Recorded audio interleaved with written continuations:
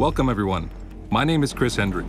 With Rainbow Six Siege's closed beta, a lot of you are going to be playing the game for the first time. Here are 5 tips pinpointing key behaviors and strategies to use while playing. Knowing the position of your enemy or denying them access to yours should be one of your team's top priorities. At the start of the preparation phase, the attacker spawn is a drone. Your main priorities are to scout traps, enemy positions, and the objective location. As the prep phase comes to an end, it is ideal to try to put your drone in a spot that is hidden. This will ensure it stays alive. As long as your drone is alive, you can use it to help your team by tagging enemies. Tagged enemies have their names shown through walls for duration. When playing as a defender, you have access to a number of security cameras. Use these cameras early in the round to identify where the enemies are coming from and communicate that information to your team. You have a compass at the bottom right-hand side of your screen that is useful to identify where the attackers have spawned and from where they are likely to breach. Also, each room has a name that is located under the compass to help players learn the map and better expose enemy locations. And remember, when not gathering intel, you should always try to take out the other team's observation devices. In Siege, destruction opens up many opportunities to create new navigation paths and line of sights.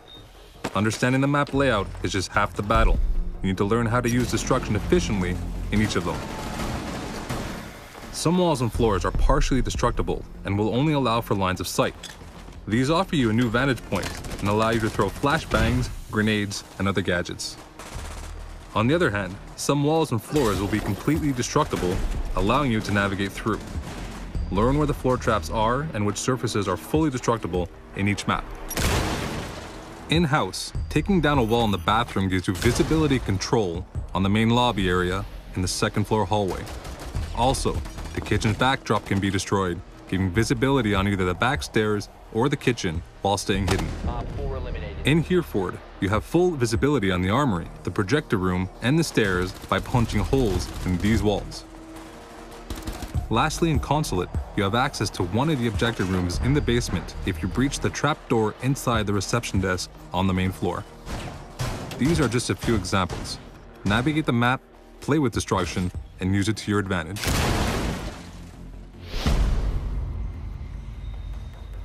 The game is built around a unique pick system, which means that no same operator can be selected twice during a round.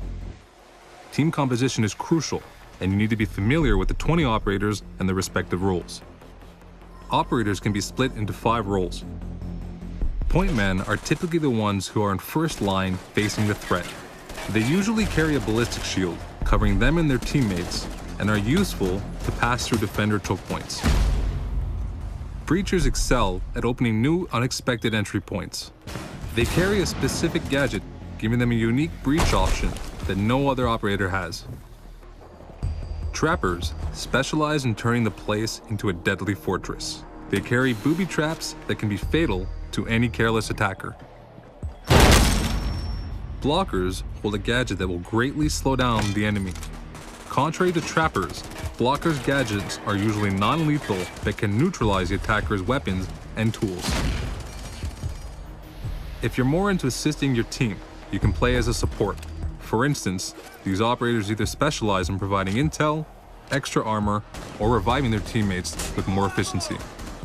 Finally, keep in mind that each operator has a different level of speed and armor. Characters with more armor will be slower, and those without will be faster.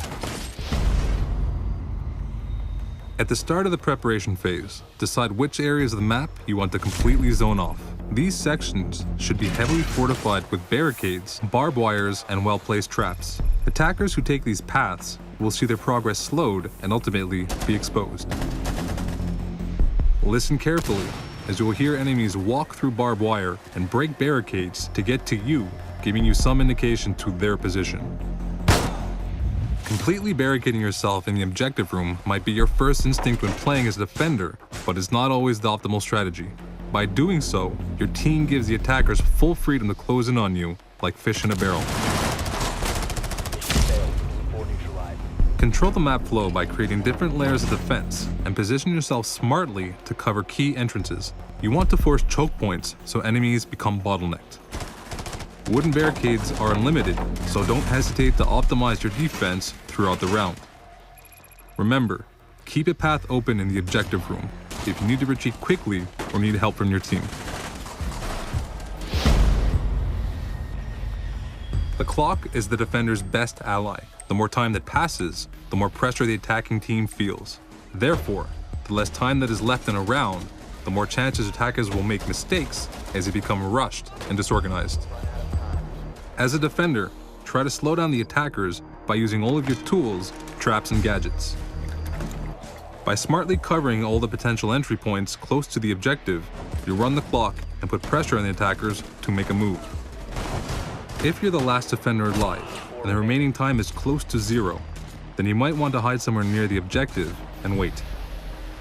Certain operators like Smoke can often delay the clock a great deal and win the round without even shooting a bullet. As an attacker, you want to create chaos, panic, and misdirection for the defenders. Observe where the defenders are positioned and create diversions by using grenades and breach charges to form a coordinated attack. During the confusion, try to close in on the objective. A great tool is Fuse's cluster mine that punches a small hole in a wall and unloads 4 grenades in one single room. This will force the defenders to get out of the way and leave them exposed. Thank you for watching our tip video, and I'll see you in the closed beta.